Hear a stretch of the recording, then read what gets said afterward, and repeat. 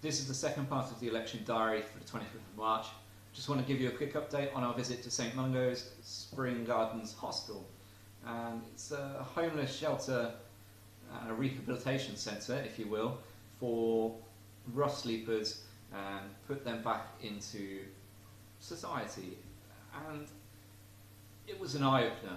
It really was. The work they do there is terrific. I cannot praise them enough. And yet, there were small inklings from their members of staff saying that they don't actually have all the ability to deliver the actual change that will end homelessness.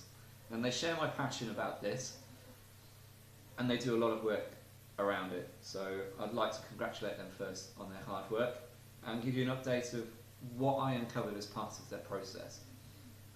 Now, they operate two different items within this hostel area. Firstly, it's the No Second Night Out facility, and then there is a rehabilitation housing area, if you will, for people to return into modern day society. Now, the No Second Night Out initiative is incredible. What amazed me when I was there was how quickly the turnover of homeless people is. They're dealing with about 21 to 25 people a week, and that's a lot of people, and they deal with a whole area of South London, which is a big area to cover, and they do generally need the help of the government.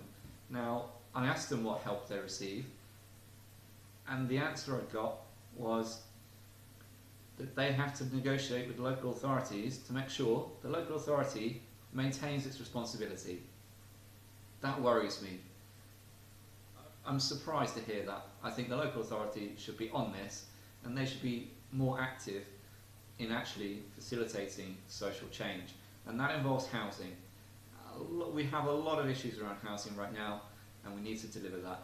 And we've made points in our manifesto, we've made points on this website in our research, that we really need to increase the amount of social housing that's out there, use empty homes, and I think it's a universally acknowledged thing that housing needs to change to facilitate the human right to these people.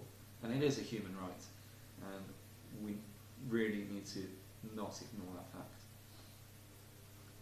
Some of the items that they picked out where they have been struggling is in particular with the consistency of the delivery of their rehabilitation programs. So each hostel tends to deal with the local authority as opposed to any sort of central government initiative or dealing with the NHS directly. We have a lot of on-site facilities, that, i.e. GPs, and also educational facilities for people as well, which is great. They do not deliver consistency across the board. Now, what this means is that people in different areas are suffering from the possibility of rough sleeping more than others, and I don't think that's fair.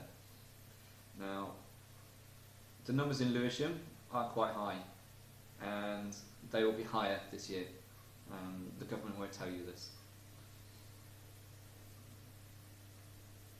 We need to change this. We need to stop people being put in a position where they are homeless. And I'm hoping that from the experience gained there and the little empty gaps in the process, that we can identify that this pathway that they use to rehabilitate everyone from rough sleeping back into accommodation and gain that independence, we need to improve that pathway and make sure that it includes a proper step of income support when they get back into employment, because that seems to be the biggest gap. And the one where if they start getting their benefits cut, then they will end up thinking that the job wasn't worth it, and they'll just pack it in and they'll go back to where they were. It's not the mentality that a government should have.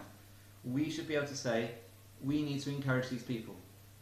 I want to be able to say that we encourage these people to stay and work, to find accommodation on their own. That is the change that will end homelessness.